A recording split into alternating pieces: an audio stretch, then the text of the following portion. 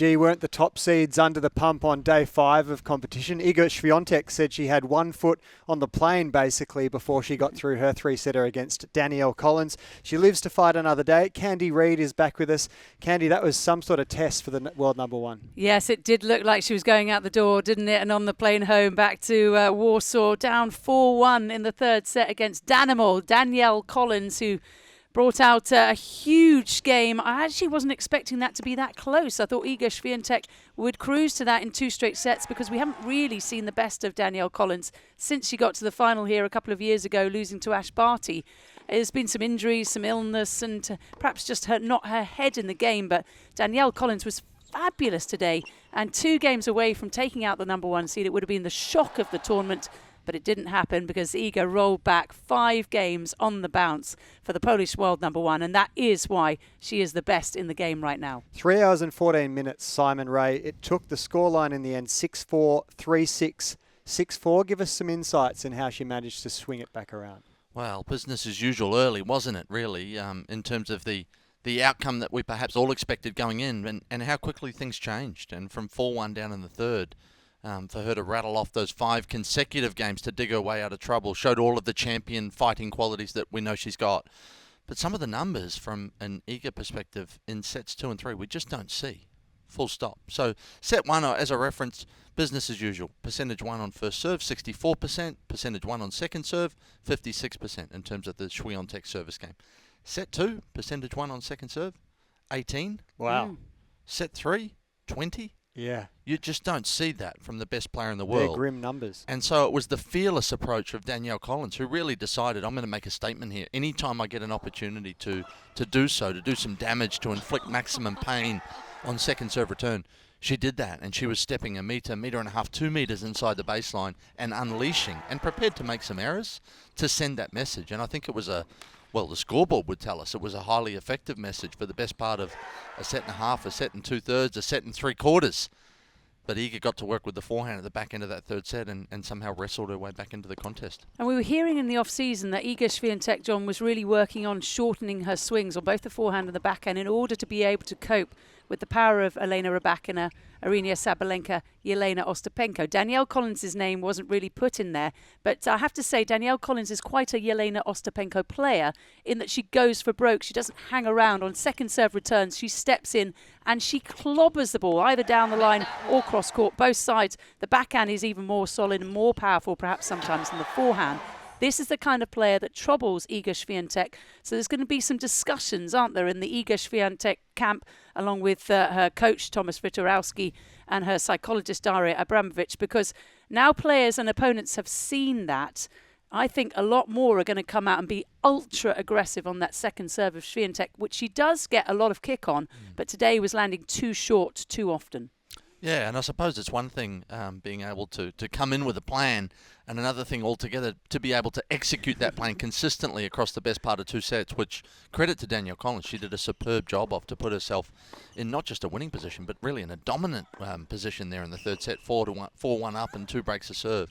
But I love the fact that Iga dug in and relied, went back to the strengths and really started to dominate the baseline exchanges when she was able to get into them with her forehand, and the intent on that forehand, the speed and spin on that forehand went up when the match was on the line deep in the third set. So all of the fighting qualities, all of the champion characteristics that we know she possesses. So she goes to bed very relieved tonight to be in the third round. Interesting turn of events for Danielle Collins. Not sure if you heard her press conference, but she intimated that this, not intimated, she basically stated that this will be her final year on the tour. Not surprised. She's had really bad issues with endometriosis, which is a horrible condition that some women suffer from. She's had surgery in the past. She's had quite a few injuries as well in the last few years. She's now got to 30. Somebody who's come through the college system, went for a couple of years to the University of Florida, graduated from the University of Virginia. So she began her professional life a little later than some. But she does have that all-out gangbuster style. And I think for some players, they don't want to play late into their 30s. She's got enough money to retire for now anyway. She'll probably do something later on. She's a very intelligent woman. And she said she wants to start a family. So good on her. And we've seen, haven't we, so many times that doesn't mean ultimate retirement. We've seen Osaka come back, Kerber come back, Svitolina come back. The list is endless. So who knows if we've seen the last after this year of Danielle Collins. I suspect we have. But she wants to go on to other things, greater things perhaps. And good luck to her as well. Let's turn our attention now to day 6. We're going to preview a very interesting match between two quarterfinalists here from last year in Sebastian Korda and Andrey Rublev. Rublev fell to Djokovic last year, the eventual champion.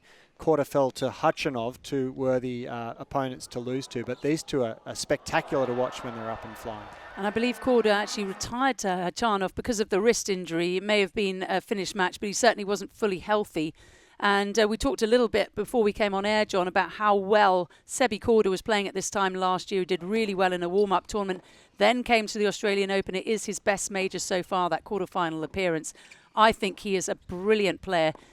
I mean, only last year everyone was talking about him being the next US major champion. Now everyone's sort of moved on to Ben Shelton. Yes. But I still believe Sebi Korda's got it in him. He's got that easy power off the ground. We know he's from probably the most successful sporting family. He actually said he's the worst athlete in his family. His mother was a top 30 player, had one of the best one-handed backhands you have ever seen. And we know his father, an Australian Open champion, and his sister's top of the LPGA. So Sebi Korda, for me, is a phenomenal athlete. He just needs a run of form like we've seen so many times. The players get injured and it does take them a while to get back and running. But I believe that he's got a major in him, and I think he can win tomorrow. Well, all I've got to say is that's some type of family. If Seb Korda's the worst athlete in the family, I wouldn't mind being a part of that family in terms of the genetic characteristics. You'd be really, really bad, and I'd be bottom of the barrel. Going through that family, wow, goodness me. But I think this is a really enticing matchup, really looking forward to it. Similar in some ways in terms of speed and spin on serve, similar. Love to go to work with their forehand from the back of the court. The speed and spin values we see there, they can both inflict maximum damage. Both fantastic athletes, as Candy's pointed out. So really looking forward to it. Tough to pick a winner for me. I think this is really, really close, this match tomorrow. I think that Rublev has two major problems to his game. He is the world number 5, and he absolutely deserves that. He's already won a title this season. The two major flaws are the fact that he tends to run around backhands and hit forehands all day long. So if you can attack the forehand and then open up the backhand, a little like the players started to do against Rafa when they started to work out a game plan. The other major flaw in the Rublev game, well, apart from his over-emotion, sometimes he really boils over, is the second serve, which is attackable. And I think Sebi Korda will be looking to go down the line on the second serve as much as he can and get to the net, and then just watch perhaps Andrey Rublev explode. He's been working on the mental side of the game, but it's still not there. So a few flaws on the Rublev game. We'll see. Yeah, we saw the volatility in the first round, didn't we, in the Rublev camp? But from a psychological perspective, Korda is a very different personality, it seems.